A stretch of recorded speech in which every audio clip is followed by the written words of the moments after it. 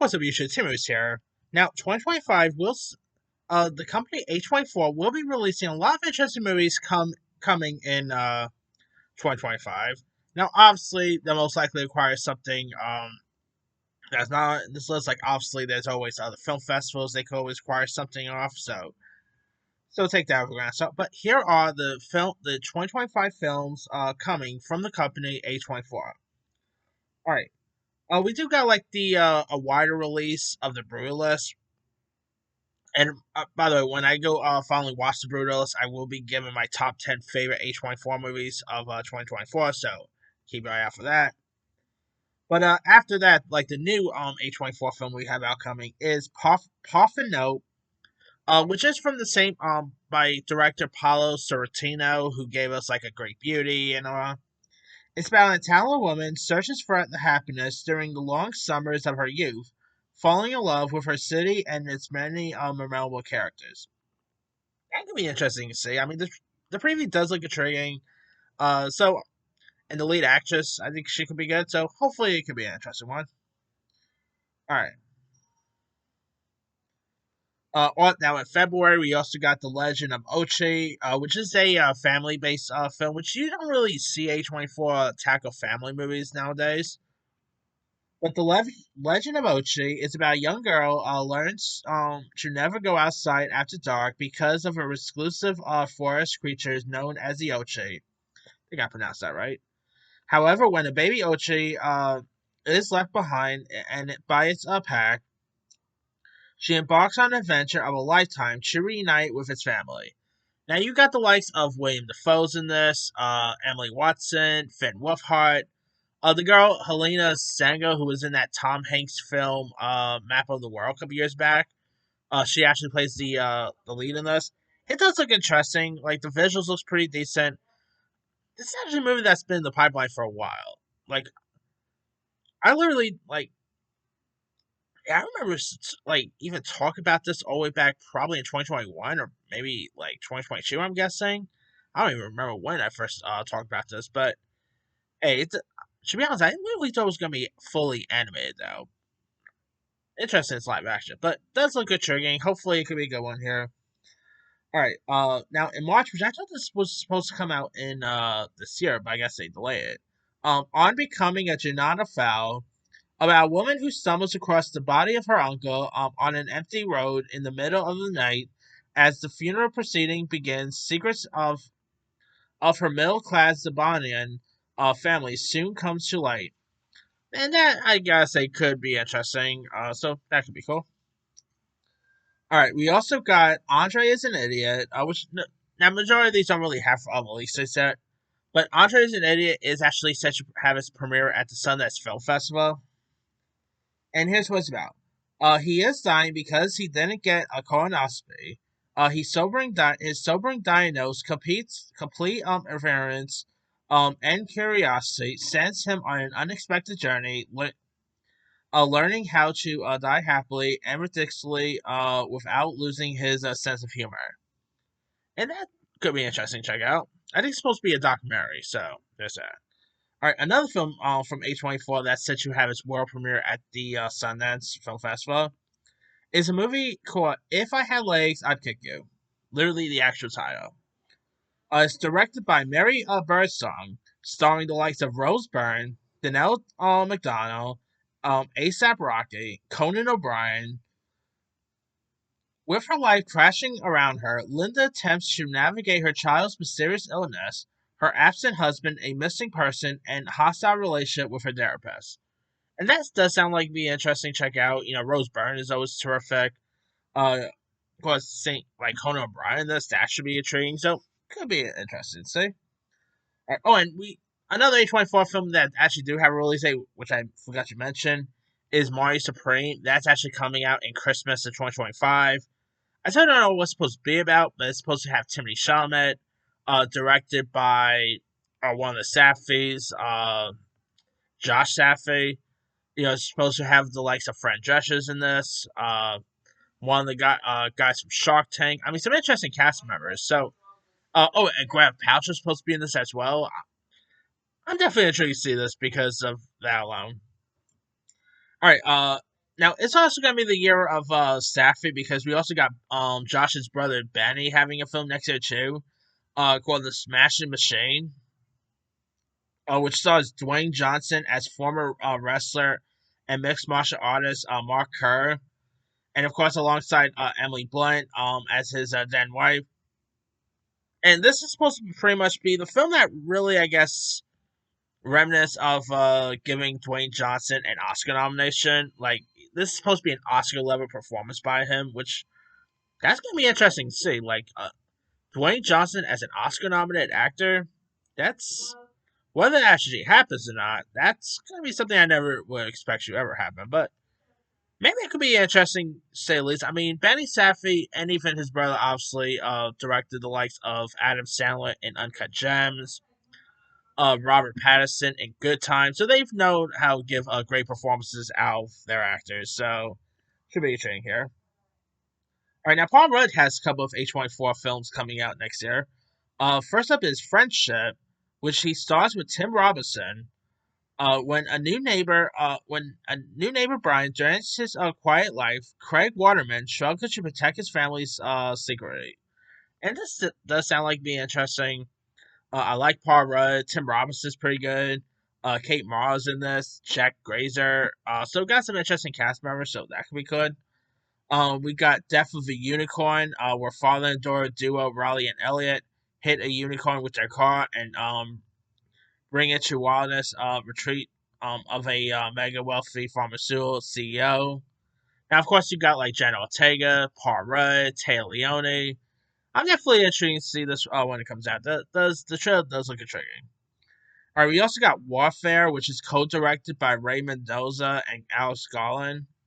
It's based on Ray's experiences during the Iraq War as a former U.S. Navy SEAL, and the film follows in real time a platform of Navy SEALs on a mission to insurgent territory in 2006.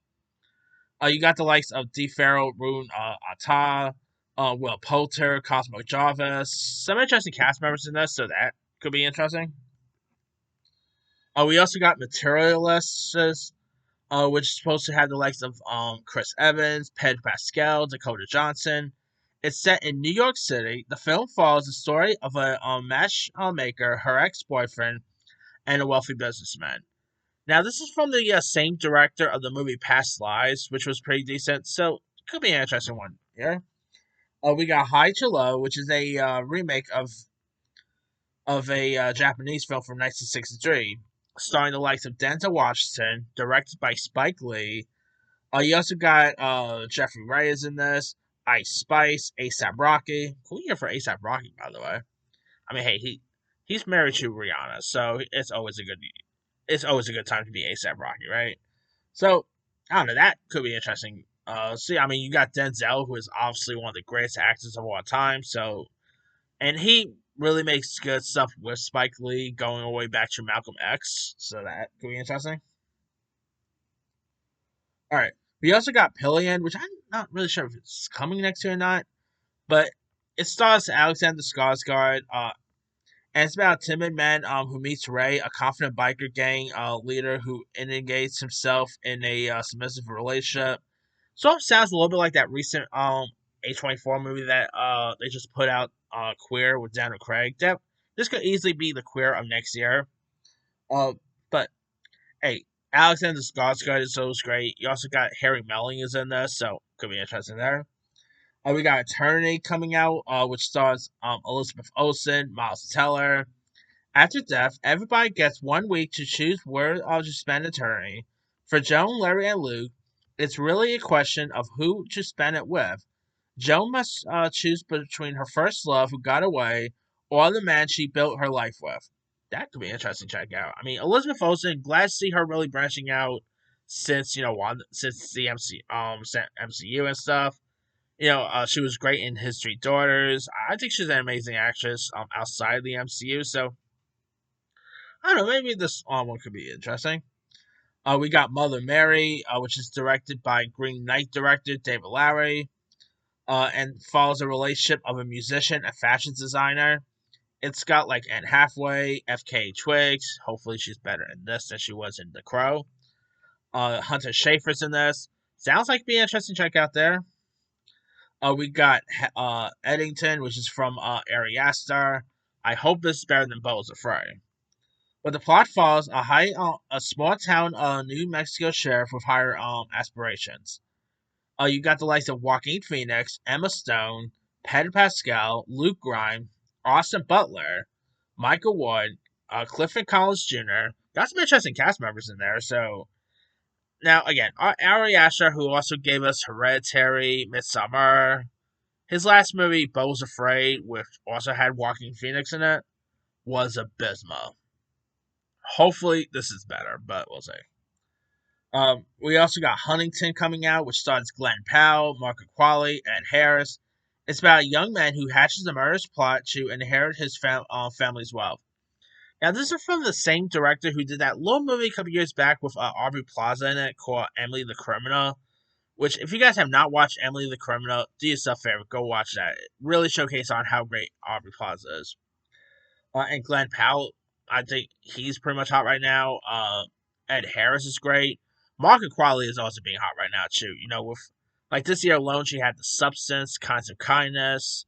You know, next year she has some great stuff coming out too. She is really stepping up her game as an actress. All right, now of course A24 always brings the horror aspects there. So we got Opus coming out, which stars Yayo and DeBerry, Amber McDonough, Juliette Lewis, John Malkovich. Here's what this one's about. A young writer is invited to the remote compound of a legendary pop star who mysteriously disappeared 30 years ago, surrounded by the star's coat of cinephile and intoxicated journalists. She finds herself in the middle of a twisted plan. And that does sound pretty creepy. You know, it's also set to premiere at Sundance in January, so there's that. I hope it's good and it's not another The Front Room because The Front Room was awful. Hopefully it's better than that, but I like Io DeBerry. You know, she was great in Bottoms. I like her on The Bear, so hopefully she's better than this, but we'll see. All right. We also got Elser, which this sounds intriguing too. It stars January Jones, Kyle MacLachlan, David Krumholtz, Lily Callis, who was just in this little film that I should probably check out called Good One. So there's that. It's a horror film that follows the summer of a young kid who forces to grow up faster than he ever imagined. That's gonna be pretty weird right there. I'm sorry. Something about that's like I'm guessing it could maybe be like a horror take of Benjamin Button where he like ages backwards or something. That's my assumption, but we'll see. I mean, some of these A24 movies always have interesting premises, but when you see the movie, sometimes it doesn't always turn out the best. But I mean, sometimes you'll obviously get like a Midsummer or Hereditary or a Hereric, but then sometimes you get a Beau's Afraid or a Front Room. So we'll see here. Oh, we also got Bring Her Back, which I don't know what this is supposed to be about, but reason why I'm interested in this is because it's from the directors of Talk to Me, one of the best horror films of last year, or yeah, pretty much 2023, I should say. So I'm definitely looking forward to see that. There, so that could be good. Oh, and Sally Hawkins is also in this, so that piques my interest. All right, we also got Famous, which I'm not sure if this is really coming out next year. We'll have to wait and see, but it stars Zac Efron, who actually plays dual roles in this. He plays Lance Dunquist, who has the face of a movie star and not just any movie star. He's been mistaken for Hollywood star James Jensen 228 times, and he is about to go to LA to make it dreams come true. So that's gonna be interesting to see. Zac Efron, I've been saying for a while, is probably one of the best actors in the business. You know, with him, of course, playing Ted Bundy years ago. Obviously, oh yeah, The Greatest Showman he was great in. I mean, the guy I think is always amazing. So this definitely could be intriguing. All right, now I feel like I've been talking about this for like forever. Is Wizards. Now, this is a film that's being directed by David Michôd, who gave us that movie, the Australian version, I should say, of Animal Kingdom. He did that movie, The Rover, with Guy Pearce and Robert Pattinson. This is supposed to be a stoner comedy with Pete Davidson, Naomi Scott, and Orlando Bloom. And it's about two hapless Stone Beach bar operators, played by Davidson and Franz Rogowski, summons across stolen loot that was better off untouched.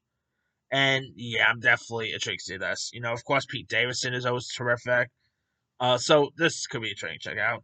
Oh, we also got the movie The Drama, which is from the same director of that Nick Cage film Dream Scenario, which was pretty disappointing. But this is supposed to have Robert Pattinson, Zendaya. So that I still don't know what's supposed to be about or anything, but that piques my interest. Like, even though I did not care much for Dream Scenario, I have a little hopes for this one, but we'll see. And last but not, I'm still not 100% sure if this is going to be ready for next year. It could always get delayed to 2025 or 2026, I should say. It's a movie called Onslaught. Of course, this is from the same guy, Adam Wingard, who recently gave us the Godzilla and Kong films. He did The Guest. He did that Death Note remake. Your Next. He's done some really decent genre fair stuff too. This is about a mother living in a trailer park who uses her skills to protect her loved ones from the threat that escaped of a secret military base. And the cast in this is intriguing. You've got Andrea Ajona leading this, who I thought was great in Hitman. Our horror boy, Dan Stevens, who's our pretty much Scream King here. Alex Pereira, of course, the UFC fighter. Michael Bean, which you don't see him a whole lot nowadays. Drew Starkey, who was just in Queer, and also you got Officer Winslow from Family Matters himself. So got some interesting cast members in this one. So I don't know if it's gonna come out next year. Not sure if it's gonna be ready for next year. Because they just I think they just started shooting this thing in November, so I don't know if it's gonna be ready for next year. But hey, if it does come out next year, I'm there. I'm definitely excited for that one. But that's pretty much it. Again, there could always we obviously have Sundance coming out. In September there's gonna be Toronto International Film Festivals and stuff like that. A24 could always slip through the cracks and acquire something last minute. I mean, of course, this past year, the Brutalist and Queer was announced to be acquired by A24 all the way back in September. Because of TIFF. So yeah, but hey, it's gonna be interesting what else A24 is gonna pick up this year. But let me let you guys. What are some of your anticipated films of 2025 from A24? Drop comments below. Don't forget to like, subscribe, hit that bell for notification. This is Timmy.